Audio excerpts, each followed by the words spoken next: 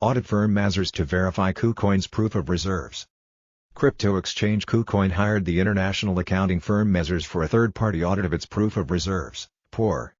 According to an announcement on December 5, the verification will provide the exchange customers additional transparency and reporting on whether their in-scope assets are collateralized, along with details on main, trade, margin, robot and contract accounts for Bitcoin, BTC, and Ethereum, ETH, as well as for the stablecoins USDT and USDC.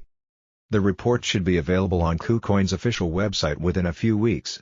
CEO of Kucoin John Liu said the move is the next step in the exchange efforts to provide transparency on users' funds. Wyhan Olivier, partner at Kucoin, also noted. After recent events, there is a dire need in the industry for additional transparency, and we are confident that Mazars' POR service offering to Kucoin and other international cryptocurrency exchanges will aid in building trust through transparency. As reported by Cointelegraph, Mazars was also appointed as an official auditor to conduct third-party financial verification in Binance's POR on November 30. Binance's publicly shared Bitcoin information is already being reviewed. Related, will Grayscale be the next FTX?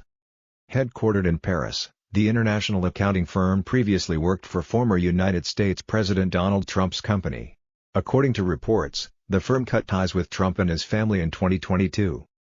Kucoin and Binance are among the 6 crypto firms requested to provide information on consumer protection by the United States Senator Ron Wyden by December 12.